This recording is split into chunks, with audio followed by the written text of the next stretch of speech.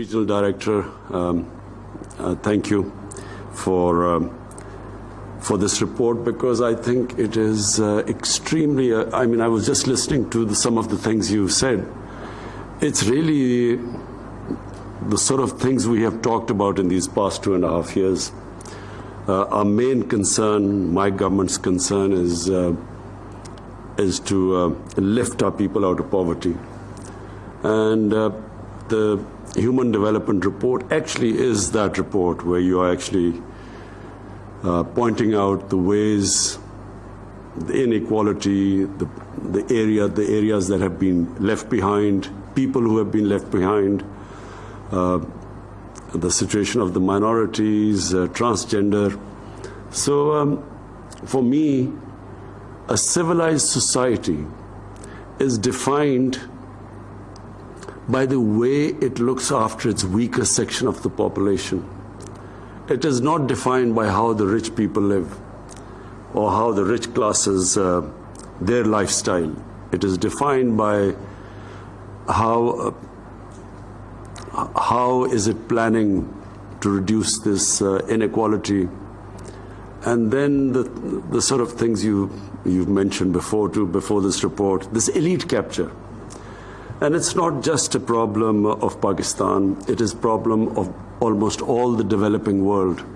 It is also, of course, a problem in the richer countries, where you see this incredible situation of about the last time, I think maybe it was the UNDP report, I'm not sure, where around about 60 people own about the same amount of wealth as about 3.5 billion people on this earth, which are shocking figures, because there has to be something wrong with the world order where such inequality exists, and such, on one side, such opulence or wealth that can never be spent in 10 lifetimes, and on the other hand you have extreme poverty. And then with COVID, which is all it has done is that it has made poor people, whether they're in rich countries or in the poor countries, it's made them poorer. So more and more people have gone below the poverty line. It hasn't affected the rich people. In fact, some of the rich people have got richer during this COVID last 1 year. Elite capture is a problem specifically of the developing countries. And I was reading the FACT-I report. The Secretary General of the United Nations has made a panel under him which has come up with this report, and it is a shocking report.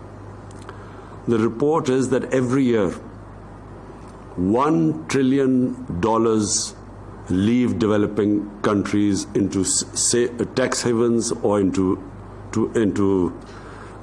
properties in richer countries, and that $7 trillion of these poor countries, money laundered out of the countries, is parked in safe tax havens and leaving the poor countries. So basically, this is, if I just look at the world, this one fact is the reason behind this huge inequality in this world and the cause of huge poverty, because when this sort of money leaves the poor countries, employment is created in the countries it is destined for.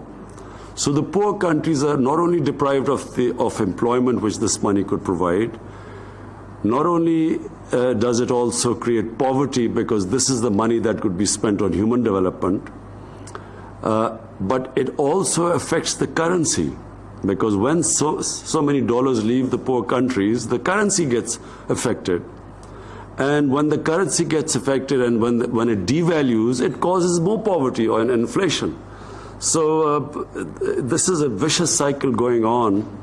And really, unless something is done about it, I'm scared that the richer countries will have to build these walls to keep these immigrants, economic immigrants out, who will be trying desperately, risking their lives to get to richer countries. So this is the one factor which, in my opinion, is causing more deaths in this world, poverty, misery in this world. And unfortunately, the richer countries, there is no incentive to stop this outflow from the poor countries of illicit money, because they gain from it. Now I come to the elite capture in our country, in our experience of 2.5 years. I'm proud to say that we are the first government that has gone after the cartels.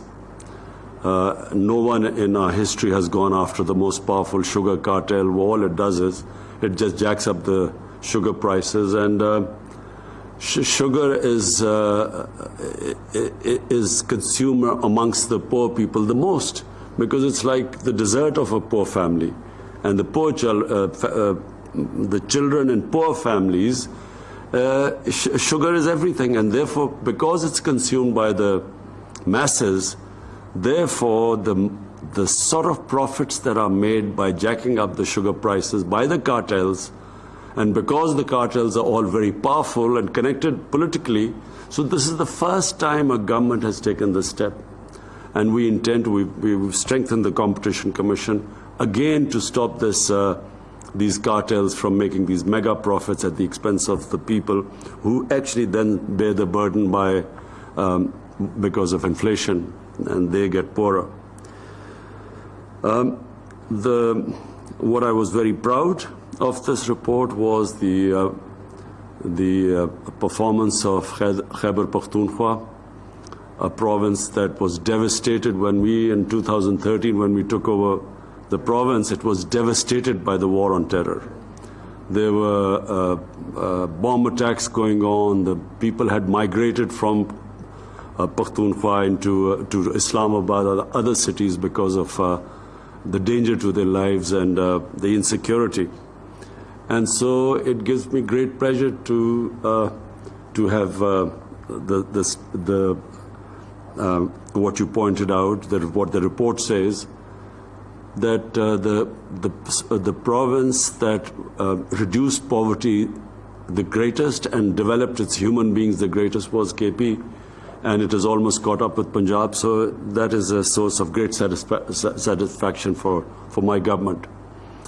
I'm also very proud of the way in COVID during this last 1 year, the way we came out with this SAS program, and Sania deserves all the credit for disbursing this huge amount of money in the shortest space of time, and when no one could say that there was any sort of political type of distribution, or there was any I noticed that in Lebanon people were out in the streets and they felt that the money distributed during COVID was distributed on political basis and wasn't equitably distributed, and I'm very proud that no one could say that about us. Your point, Dr. Pasha, that now that we are having probably a very scary third wave, in some ways actually it is more scary than the first wave. Second wave wasn't that bad. So we are going to speak to the IMF because we see disruptions ahead. And just when our economy was recovering and all the indicators were positive, unfortunately now we will have to review the whole situation and a new SAS program, because the service industry has been badly hit everywhere in the world, but in Pakistan our service industry has been really badly hit. And now with this third wave we will have to give incentive packages. When we look at what the United States, with a population of 330 million, it's almost $4 trillion is what they have distributed, and our population with 220 million, we barely $8 billion was the total incentive package we came up with. So I think it's time for a second package, and we will obviously talk to the IMF. And I think the head of IMF, I think she realizes, I've read her statement, she realizes that this is a very unique situation, and you cannot suppress demand, and you cannot impose conditions when people are already suffering. So we will want to, I will personally talk to her, and as you quite rightly mentioned, Dr. Pasha, that the UNDP report clearly states that, you know, you have to protect those, because the people affected are the poor people. The masses are affected everywhere in the world by their lockdowns and the disruption by the coronavirus. So we will be talking to them, and I look forward to reading in details your suggestions how we can protect the most vulnerable section of our society. Finally, all I would like to say is that this UNDP report is going to really help us, because you have gone into details. We talk in theory, but you will now, with all this data you've gathered, this will really help us in fine-tuning our policies. And the main thing is to protect our poor section of the society, and also the regional disparity. We're already working on that. Sania has been gathering this data. We've covered almost 75% of our population, and we hope to have this data of covering the entire population by June. And so what we plan to do is then give direct subsidies to people. Once we have this data, and this untargeted subsidy, as you quite rightly pointed out, it's utilized by those people who don't need it, and the people who need it are deprived of it. So we now, once we have this data, then we will be able to directly subsidize that section of the population that's vulnerable, whether it is in the rural areas or in the urban areas, different types of subsidy to the small farmer, and then to urban consumer who's facing inflation. We will then be able to directly help them in their basic foods which they consume, you know, the basic stable diet. We will be able to directly fund them, because unfortunately the commodity prices are rising all over the world because of the COVID disruption of the supply side. So we will be able to protect these people by directly subsidizing them, and that's why this data is extremely valuable for us.